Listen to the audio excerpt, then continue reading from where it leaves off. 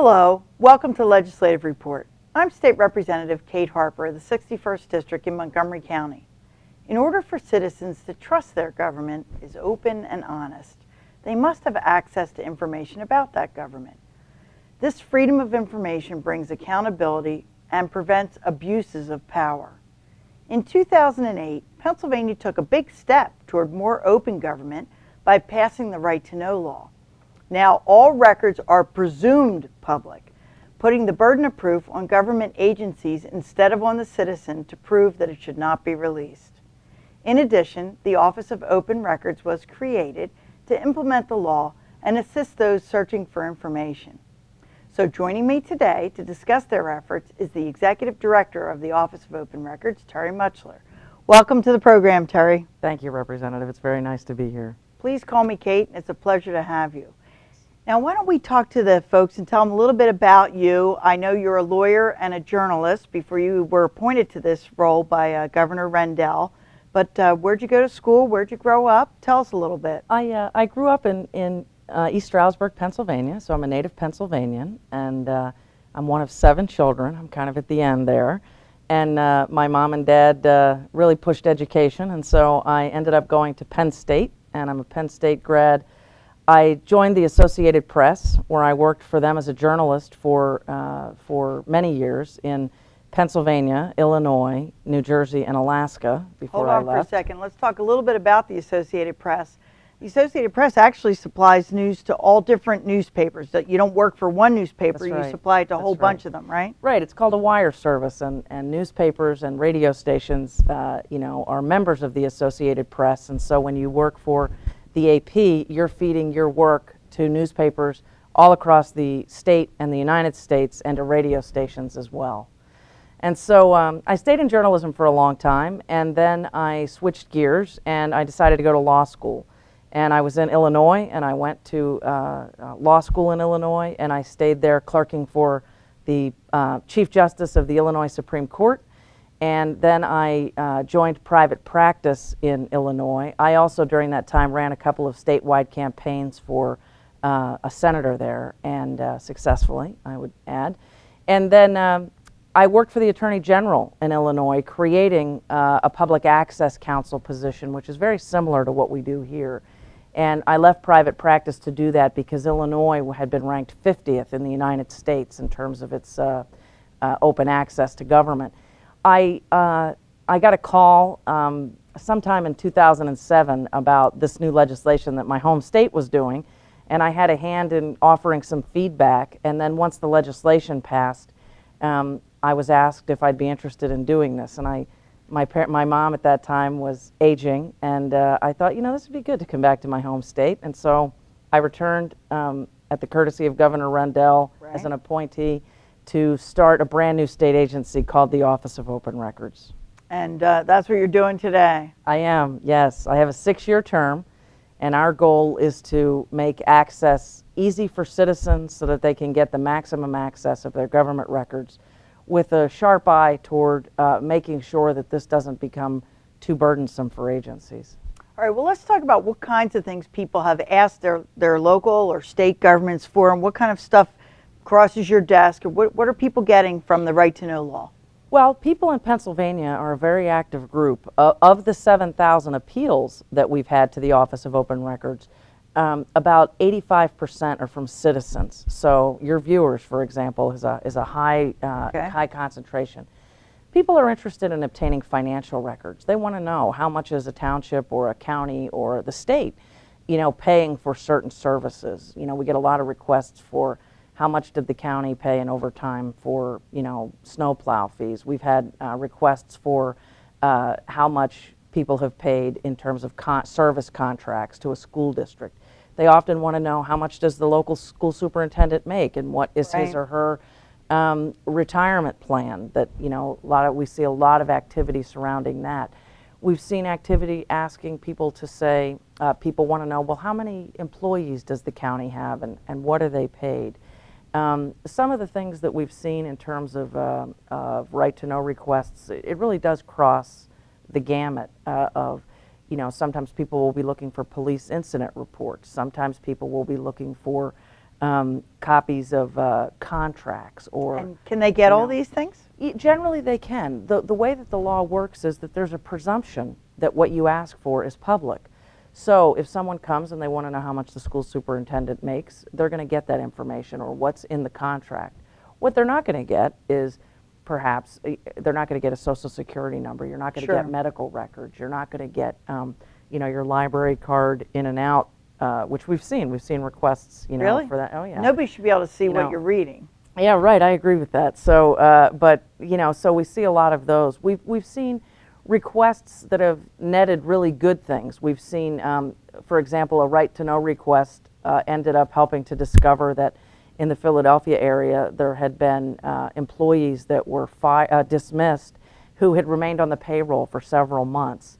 After they were dismissed? Yeah, and the right to know request has been successful in some folks had tried to find out the health inspection records of their kids' school cafeterias, and a lot of really serious issues were happening in that area, and right to know requests, garnered These are areas that the school district or the local government wouldn't be anxious to publicize, right. I would think. Yeah, usually that's the way it works. I mean, the right to know request, or what's commonly known in other states as a Freedom of Information Act request, is really designed, as the courts have said, to prevent secrecy and so that your viewers are able to scrutinize the activity of their local officials. And a lot of times, and I'm sure we'll talk about this, it does trend in toward abuses, but there's also some very good things that come out of this law, and it's a very important component of democracy to be able to test what's happening in the government arena. I'm actually doing this show, to be honest with you, because a lot of people don't know that the open records law exists, or the right to know law exists, because they'll call me. I happen to be a lawyer with a small private practice, and they'll call me and I'll say, you don't need a lawyer for that. You can get that. It's an RTK. They're like, what? Right to know, I said. It's just go to your township or even on their website. There's a form, you fill it out, you send it in. It's simple. I mean, and so for your viewers to understand, they can use a form or they can handwrite their request or type it. And the way it works is they identify the information that they're seeking, and we ask them to be very specific so that the public official can understand what they're asking for. They submit that. The agency has 5 business days to respond to the viewer, and then at the end of the 5 days, they either give the records, deny the records, or invoke a 30-day extension, which is usually what happens given some of the volume. To go find all the records that are responsive. Exactly, and because we get a lot of, there's a lot of folks out there that, in misunderstanding the right to know law, they'll say, I would like a copy of all the mayor's emails from, before the internet existed to now. So there's a lot of, they do need that time frame to be able to really produce the records, and your viewers can help by making sure that they're specific as possible in this. And, so once that, where we come into play is, let's say your local township were to deny a record to a citizen. Let's say they ask for the mayor's social security number, which we've seen, and it gets denied. They have the right to appeal to the Office of Open Records, and we are an appellate setup where if an agency has denied you, you can come to us. And this is very different than the old law, because under the old law, if you were denied a record, you appealed to the same agency. Here, if you were a township, a county, the state, anything, or you had to go to court. Or you had to go to court, yeah. But you appeal to us, and then we give an independent quasi-judicial role of reviewing it to determine if, in fact, what you're seeking is public record. And we've had some interesting ones. Recently, we had somebody file a right to know request asking for a copy of sheriff's sale documents. And by another law, not the right to know law, all of that's public. And so the agency denied the requester, which was public record, and they came to us.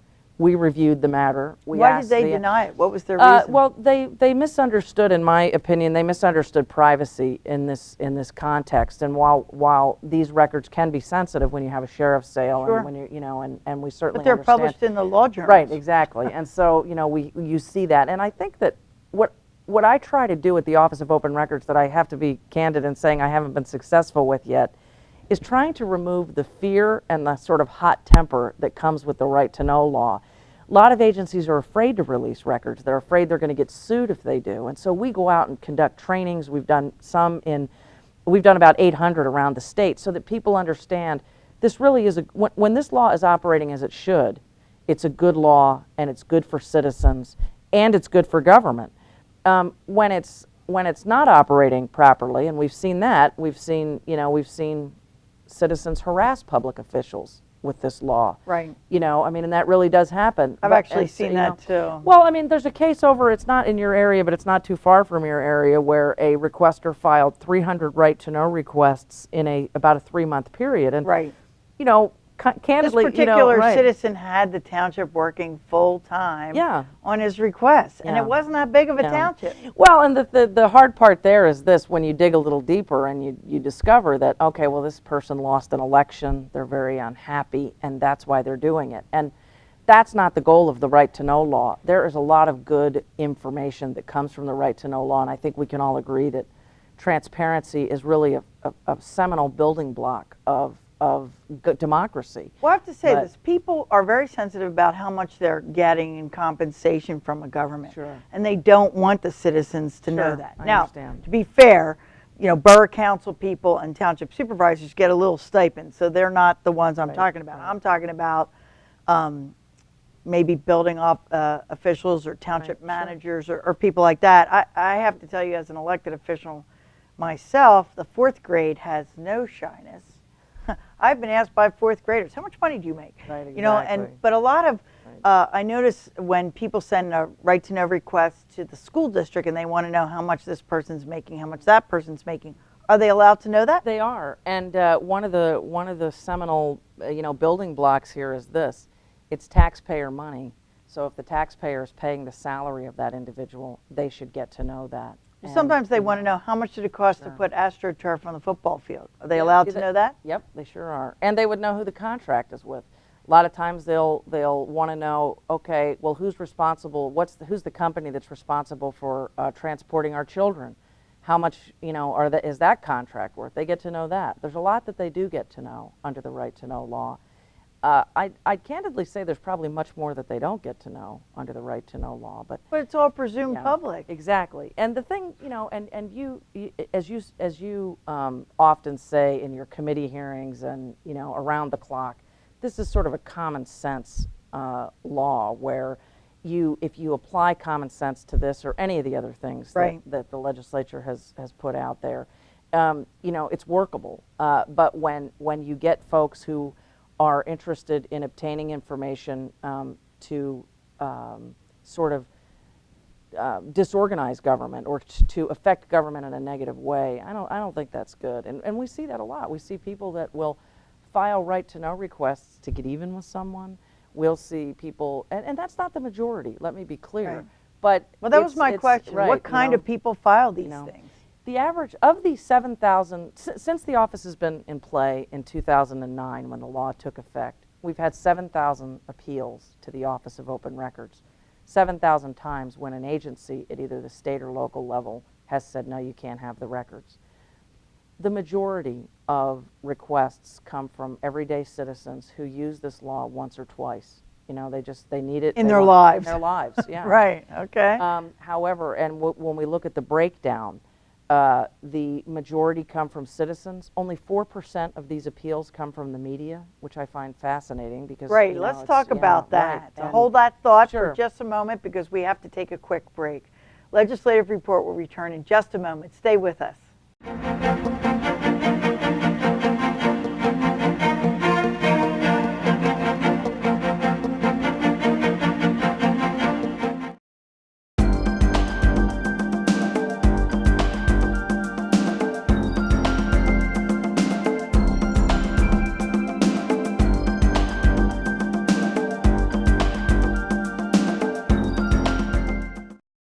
Did you know that the main entrance to the Pennsylvania State Capitol building is home of 2 bronze doors that each weigh over 1 ton?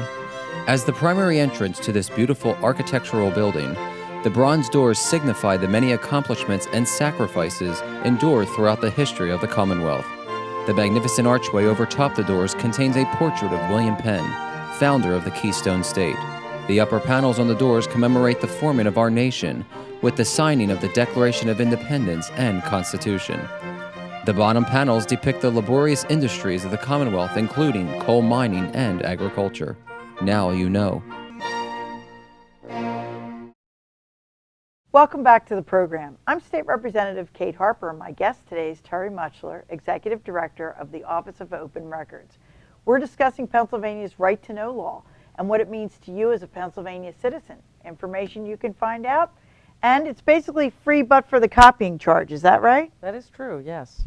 It's, I mean, it's a little deeper than that in this. I mean, the state taxpayer does fund the Office of Open Records, and so the appeals agency that hears the appeals related to a denial is funded by taxpayer money. Our budget's at about $1.5 million, but it doesn't cost you, like you don't have to do a filing fee or anything like that. It's For the citizen, it's basically the cost of the copies. That's it. Now, I have to say, and we're going to have to hit on this because they are taxpayer-provided services, I've had a couple state agencies come to the legislature and say, this is costing us a fortune. We get so many requests. I don't want to get anybody in trouble here, but I think corrections, DEP, we get so many requests that we have full-time people just answering requests. Is that a good thing? In some ways it is, in some ways it isn't. I don't think that anyone ever anticipated that 31% of the appeals that come to the Office of Open Records would come from prisoners. Okay, so it looks like prisoners are filing a lot of requests. Yes, and I have to take my hat off to the Department of Corrections because they respond promptly, they understand this law, they do it very, very well. I actually once saw them respond to a right-to-know request that was basically written on something equivalent to a napkin. You know, I'm pretty pro-open government, but I'm not even sure I would have done that. Right, most places have a form that you should fill out. Yeah, exactly. So, so we see a high volume from prisoners, and not that prisoners should not have certain access to policies and certain things like that, but some of their requests, you know, they've asked what the material of their underwear is made of versus the material of the guards. They've asked for, you know, the content, the nutritional content of their food. We had one individual ask for a copy of what a review board looks like to determine whether or not he really remains a sex offender. So there's a lot of things there. Now, I think that when you're dealing with DEP, for example, or other agencies like that, I think we could all agree that when you're dealing with, you know, water and environmental issues, that citizens really do need to have the ability to obtain records of their government. We see a very high volume right now of right-to-know requests and appeals related to Marcellus Shale. Right. And some of the we could probably help ourselves by putting as much of government as we can find online. Yeah, I agree. And people can search, and we do a lot of that. I know the Corbett administration has been trying to get information up there in the legislature, but sometimes people just don't know where to look. Right. You know, true. And we may not have the most easily searchable sites. I don't know. I think that what you see is, this is not anecdotal, this is actual, you know, I could prove this if somebody wanted to come to our office. The more information that a county and a township and a local entity has on its website, the less right-to-know requests that they get. Because people just are sitting, they're looking for it, they can't find it, that's when they file a right-to-know request. Yep, and for budgets. And the other thing is this, and this we try to preach this to the local townships particularly, records management is really very important. If you have boxes of records that are in your basement at the township building that have been there for 20 years and you get a right-to-know request, you're on the hook to determine what's in those. You can't do that in 5 days. No. We recommend that you spend some time managing your records so that, for example, there's a retention policy. Records are supposed to be kept for so long. So, and in most instances, it's 7 years at the outset, and depending on the type of record.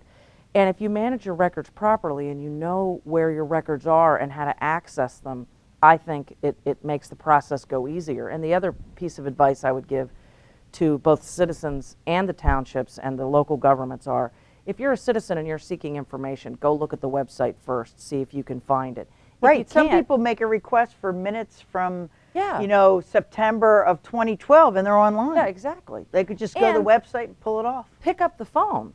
Don't file a right-to-know request. call the local agency and say, hey, I'm looking for this. Is it on the website? Or, and let's say you do file a right to know request. If you're on the agency end, don't be afraid to pick up the phone, call the requester and say, look, we're happy to help you with this, but will you withdraw this appeal and we'll get this to you so that so you don't have it on the books. In my role as a township solicitor, I've had the experience of getting a right to know request from a lawyer. You know how lawyers are, tricky. and all, blah, blah, Right, blah. right, That's the right. way lawyers are, okay? So that would take us years to get all that information right. together. So you call them up, what are you actually looking for? Well, I want to know if this property was rezoned in the last 5 years.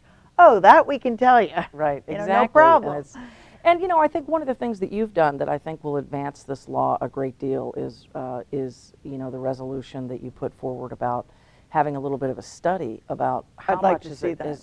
does this cost. And we've been recommending to local governments from the beginning to keep track of the number of requests, what they're looking for, and how many hours you estimate that you've put into that. Well, and the reason that I introduced that resolution, which would call for a study by the Legislative Budget and Finance Committee in order to see how much this is costing, is because in my role as chairman of local government, I talk to a lot of township supervisors and borough officials. Some of these places have one lady, let's call her Right, Mabel. yeah, right. She's running everything. Yeah. You know, they have a I'm trying part-time. to hire Mabel. Yeah, exactly. Part-time building officer, part-time zoning officer, maybe their police is state police, or maybe they have a police chief who's running that, but she's doing everything else. She's doing the sewer billings, and in between she's answering the zoning questions, and she's saying, well, the zoning officer will be here Tuesday. And then she gets 300 right to know requests. Right. She just can't do it. Right, and I think it's that's the important problem, for, you know? it absolutely is, and it's something that we need to address because, again, it comes back to balance because taxpayers are paying for all of these things. They're paying for a township to handle those calls and to process the things that need to get processed, and part of that is the right to know law. But we need to take a look so that there's a balanced approach to this. But, you know, Representative Kate, I guess, sorry about that. You know, the thing is that we have less than sane people on both sides of this equation. You have some of your viewers right now, I'm sure, that feel like that every public official is not doing the right thing or that they should be doing more. Well, I had a father-in-law who said that if you run for office, you're a crook. I said, when does that happen? When you win or when you get in? This is my father-in-law. Right. He knew me. Right.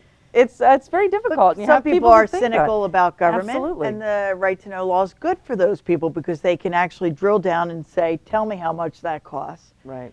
But sometimes they're not satisfied when they get the Well, answer, even if they get the right answer. You know, I personally believe that I could hand the keys to a filing cabinet to some requesters, and they'll believe that we're hiding it somewhere else. So that's why, for me, you know, staying away from the extremes. The other extreme is you have public officials that don't like the public sometimes, and we've seen that. We want to keep those guys at either end, and we want to try to stay in the middle of the road and make sure that this law is doing what it's supposed to do without smothering out the other good aspects of government and remembering what it was designed for. It's a citizen-driven law that's remedial legislation that's designed to make it easier for the citizen to access records of their government. Which they have every And, right you to know, get. Right, exactly. And so, yeah, and so that's the tough part. And I think sometimes that, you know from sitting as a township solicitor or being involved in local government, or I'm sure some of the issues you see in I was a private supervisor, practice. too. Yeah, so you see it, you're one of the very few people, I think, in the Commonwealth that see this from a 360. You know, I see it from an appeals level. You get the press that sees it from just an advocacy level. You get a solicitor who might see it from that level. But you stand in that unique position, and I do think that that's why that your input on the right to know law for your constituents, I think, is really important. And my hope is that some of that common sense that you've brought to the table will start to spread out. Well, that would be nice, but I've been waiting for that for a long time. No. Let's talk a little bit about how newspaper reporters or the press in general deals with the right to know law. I do know as a legislator that we're notified every time somebody files a right to know request with our open records officer. I have to say, I take a quick look to see if it's aimed at me. Don't we all? Right, exactly. But most of them, it seems, deal with how much did the Commonwealth pay for per diems or mileage expenses or meals or committee expenses during the month of June. how much did the Commonwealth pay for this or for that. So most of them are related to how much does this cost me? And those are press inquiries. Is that your experience with what the press is looking for? It's much broader than that outside. Now, the legislature, they're mostly going for financial records in that regard. Well, we're expensive. But you're also, I think, when you take a look at what the press is looking at in other areas, they're looking at the issues that are in their local communities. We've had, at the state level, we've had requests for Governor Corbett's calendar, for his emails and emails among top staff. Right, now the calendar is something that's actually in the court right now, isn't it? Yes, although I think we're close to having that resolved. I mean, there was some unique issues. Calendars for many years have been public record, but there was some unique machinations with this in terms of what could you see on the calendar? Could you see who was being met with? Could you see what the nature of the meeting was? And sometimes that can get dicey. I mean, like, for example, let's say, not in his case, but let's say you have a lawyer for an agency that's meeting with somebody. Some of that content might be attorney-client. So, you're right, so it's you know, privilege it can't be can, revealed. you know, and I would think also some meetings, at least for some elected officials, would be personnel issues. Yeah, and so the issue was, you know, how far does the drilling down go in that regard? And the courts took a crack at it. They then said that the governor's office should provide to the Office of Open Records in camera, or for your viewers, you know, in a private setting, for us to look at those records and make a determination of what was excludable. Exactly. Right. Now let's go back to that instance you talked about earlier, where somebody made a right-to-know request and discovered, I think it was medical insurance, wasn't it? That the employees had been fired, but were still getting some benefits. Yes, or something that was at the Philadelphia school system that had occurred, and so there, you know, who thought to ask that question? I don't recall if that was a reporter. It may have been a reporter. Okay. What we've seen with reporters around the state in this regard is they'll ask for, you know, salary information. They'll ask for emails. A lot of times they'll ask at the local level. Let's say a city council makes a decision to build a new library or to do something. The reporter will seek the emails surrounding that to determine, you know, what went into that decision. Who why talked did to they, whom yeah, exactly. before the public Sure, meeting that's or right. whatever.